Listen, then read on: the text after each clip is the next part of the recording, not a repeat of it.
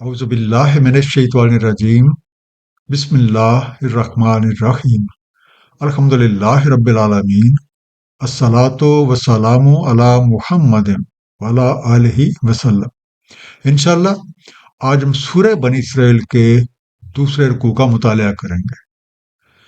इससे पिछले रुकू का खात्मा इस बात पे हुआ था कि हदायत और रहनुमाई का असल मंबा कुरान करीम है और इस पे नबी पाक सल्लल्लाहु अलैहि वसल्लम की सुन्नत मुबारका के मुताबिक अमल करना दर्जात में बुलंदी और नजात का वाहिद जरिया है। कुरान करीम ईमान लाकर अमाल साले करने वालों को अच्छे अंजाम और बड़े अजर की खुशखबरी सुनाता है, जबकि ये आखिरत पर ईमान न रखने वालों को अलमनाक अजाब की खबर देता है। आइए मुताले कुरान का आगाज इस दुआ के साथ करते हैं कि अल्लाह ताला अपने हबीब नबी पाक सल्लल्लाहु अलैहि वसल्लम के तुफैल हम सबको कुरान करीम का सही मफहूम अता फरमाए। सूरह बनी इसराइल रुकू नंबर 2, जो कि आयात 11 से 22 तक है।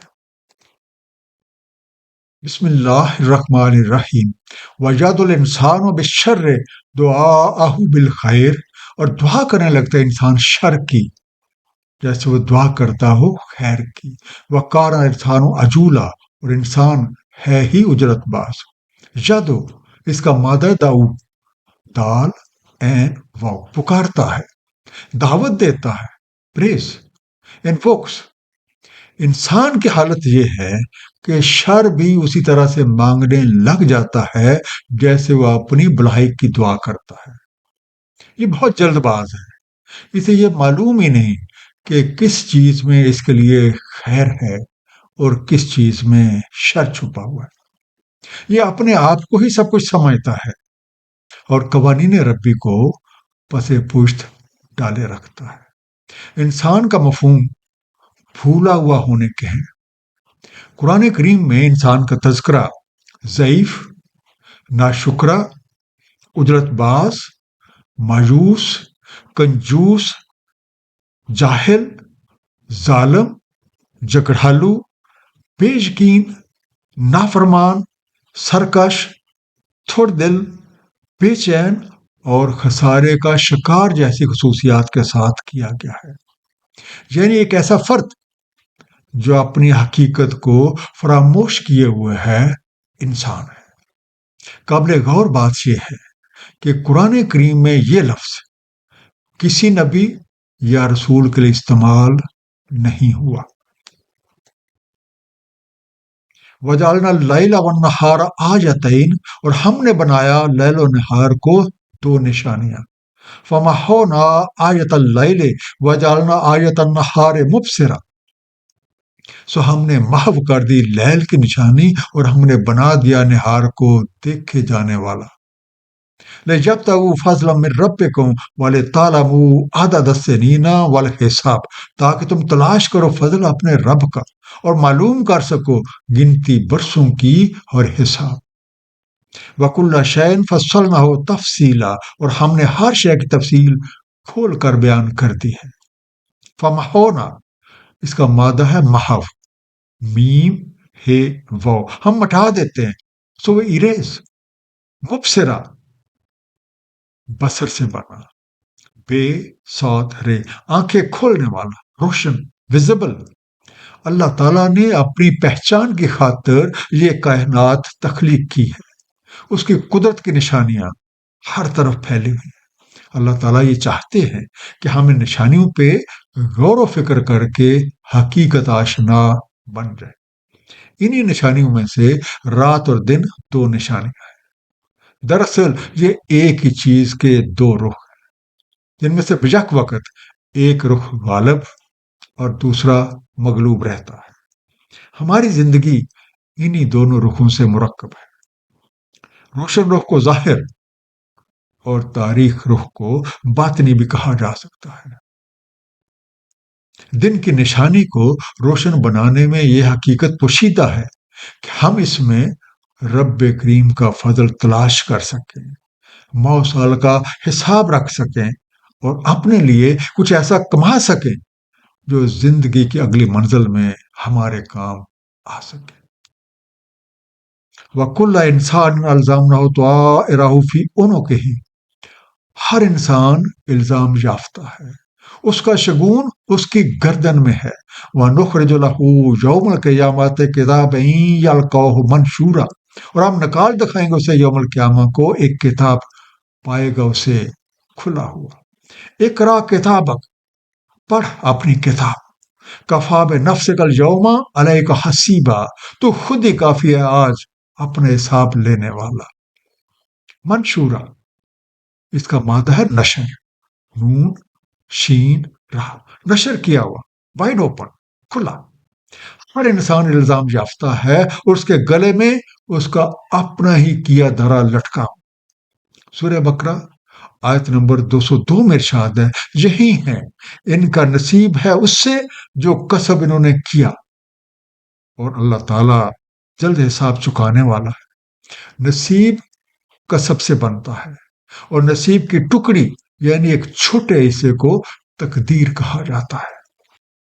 انسان چونکہ پھولا ہوا ہے، حقیقت سے ناآشنا ہے، اسے نہ تو اپنا مقصد تخلیق یاد ہے اور نہ ہی وہ وعدے جو اس نے اس جہان میں آنے سے پہلے اپنے رب کریم سے کیے تھے. موجودہ زندگی کے خاتمے پہ ہر انسان کو رب کریم کے حضور پیش کیا جاتا ہے اور اسے یہ کہہ دیا جاتا ہے، یہ لو اور اپنی کتاب اعمال کو خود ہی پڑھ لو، آج تم خود ہی اپنا حساب لینے کے لیے کافی ہو. اس مرحلے پہ حقیقت کی آنکھ کھلی ہوتی ہے، قانون کا بھی خوب علم ہوتا ہے، اور اپنے اعمال کو دیکھ کے اپنے انجام کا بخوبی اندازہ ہو جاتا ہے. من اہتدی فإنما یہتدی لنفسہ، تو جو کوئی ہدایت پائے تو ہدایت پاتا ہے اپنے ہی لیے. ومن ضل فإنما یضل علیہا، اور جو کوئی بھٹکا رہے تو اس کا بھٹکا رہنا اسی پر ہے.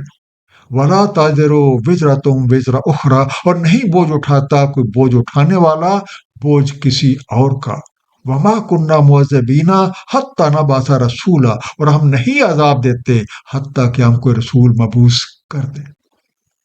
انڈر لائن لفظ ہے تازرو، اس کا مادہ وزر، واؤ زے رے، کوئی بوجھ، ون لیڈن بائی برڈن. یہ بات بالکل واضح ہے کہ جو کوئی بھی رائے راست پہ آتا ہے تو وہ در حقیقت اپنا ہی بھلا کرتا ہے، اور جو کوئی اس سے منہ موڑ کے اپنی من مرضیاں کرتا رہتا ہے تو اس کا وبال بھی پھر اسی پہ ہی پڑتا ہے. اس حقیقت کا اظہار قرآن کریم میں بارہا کیا گیا ہے.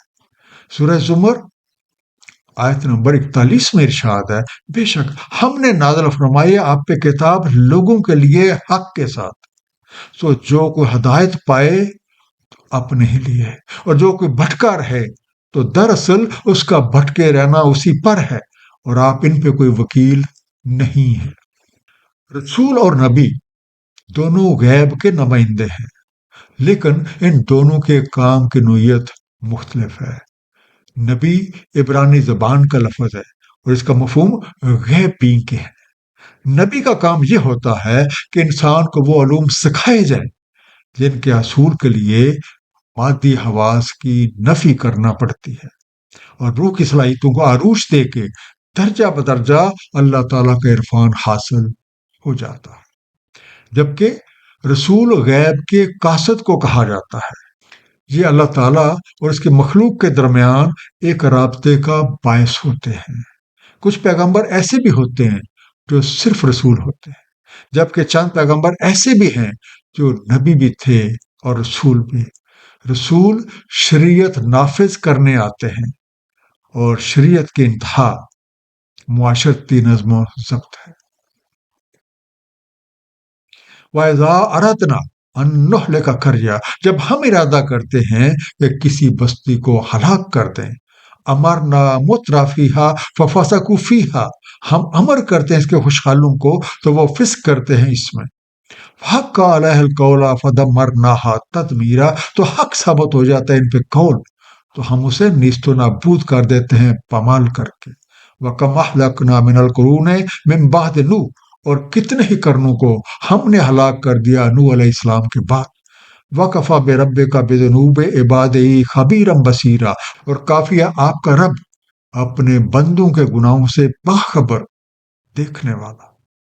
انڈر لائن لفظ ہے مترفیہ، اس کا مادہ طرف، تے رے فے، اس کے امیر یا با اثر لوگ، اٹس ویلدی اور انفلوئنشل پیپل۔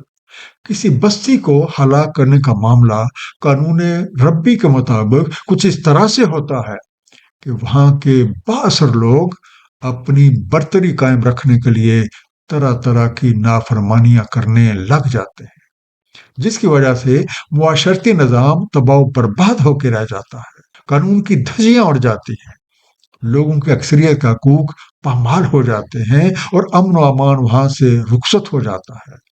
ڈر، خوف اور بے یقینی ہر طرف چھا جاتی ہے۔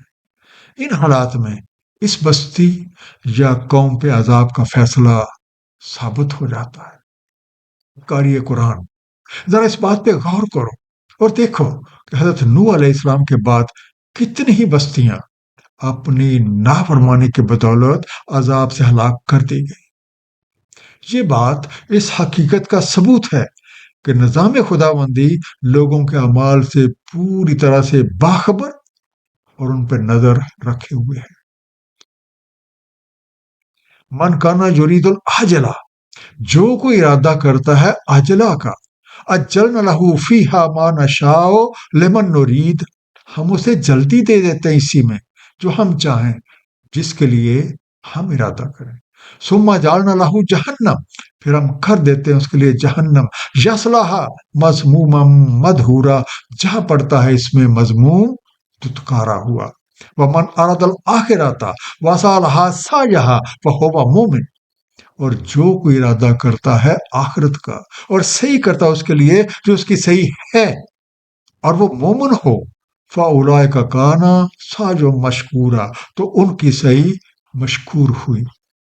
انڈر لائن لفظ ہے مدحورا، اس کا مادہ دہر، دال ہے رے، مسترد کیا ہوا، ریجیکٹڈ۔ اس دنیا میں دونوں طرزوں کے حامل لوگ پائے جاتے ہیں۔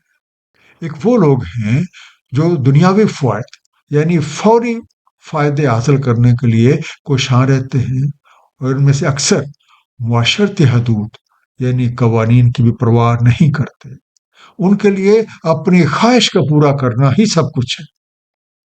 ایسے لوگوں کو ان کی خواہش اور کوششوں کے مطابق اسی دنیا میں دے دیا جاتا ہے جتنا اللہ تعالیٰ چاہے، اور وہ اپنے کرتوتوں کے باعث ذلیل و خوار ہو کے جہنم رسید ہو جاتے ہیں۔ دوسری طرف ان لوگوں کی ہے جو آخرت یعنی عالم بالا کے لیے دل و جان سے کوششیں کرتے ہیں، اور جو شخص جتنی کوشش کرتا ہے اسی کے مطابق اسے کامیابیاں عطا کر دی جاتی ہیں۔ آخرت یعنی عالم بالا میں کامیابی کے حصول کے لیے اپنے نفس سے جہاد کرنا پڑتا ہے۔ حدیث نبوی کے مطابق ایک مرتبہ حضور اکرم صلی اللہ علیہ وآلہ وسلم جہاد سے واپس آ رہے تھے، تو لوگوں سے فرمایا ہم جہاد اصغر سے جہاد اکبر کی طرف جا رہے ہیں۔ لوگوں نے پوچھا جہاد اکبر کیا ہے؟ فرمایا اپنے نفس سے جہاد کرنا۔ کلن نمد ہؤلاء وہؤلاء من عطاء ربک، ہم ہر ایک کو مدد دیتے ہیں، انہیں بھی اور انہیں بھی تمہارے رب کی عطا سے۔ وما کان عطاء ربک محصورا، اور نہیں ہے تیرے رب کی عطا رکی ہوئی۔